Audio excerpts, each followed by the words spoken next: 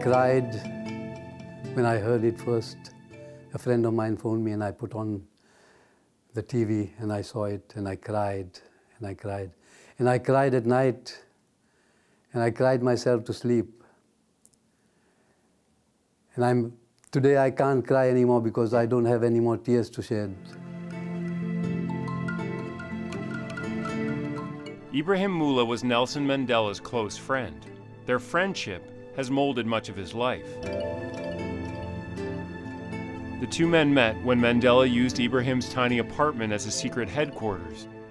When I got to Nelson, Madiba now as we know, at that time we knew him as Nelson. He sat me down and we chatted and so on. And we became friends. And we became comrades and we became allies and he became my mentor, he became my hero. When Nelson Mandela asked South Africans to defy apartheid, Ebrahim put his life on the line and was one of the first to get arrested. It was a bad situation, but we did not lose courage. We decided that we are going to fight no matter what, whether we have to live or to die.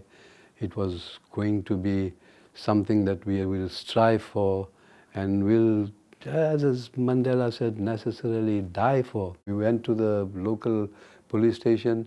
They undressed us completely, made us take cold showers, made us bend down, looked into our anuses to see if we didn't have any illegal substances and so on. And they tried to harass us as much as possible because we were the first. Our batch was the first to defy the unjust laws.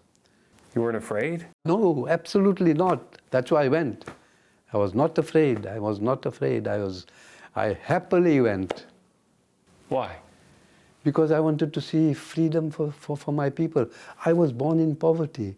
I was born in 1930 at the height of the Depression, and I knew what poverty meant. I used to live on dry bread and tea and so on.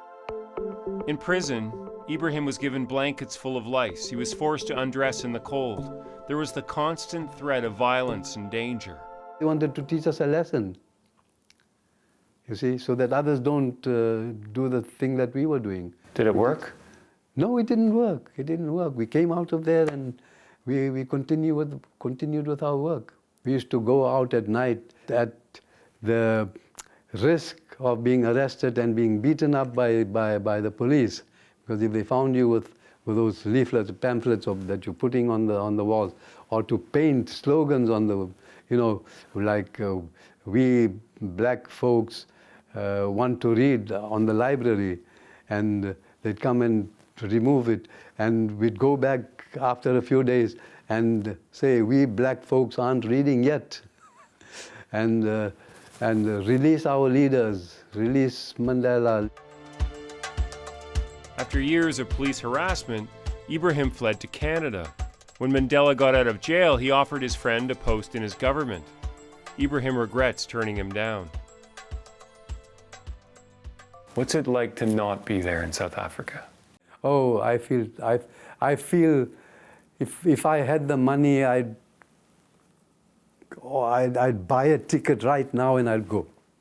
Despite the fact that I'm not too well and so on. I'd love to be there. I really would love to be there. If you could have one final moment with Nelson Mandela, what would you say to him? I'd tell him that I love you for the greatness, for your greatness. You belong to humankind. You may not be here today, but you will live forever in the hearts of everybody throughout the world. That's what I'd like to say to him. Purdon, CBC News, Toronto.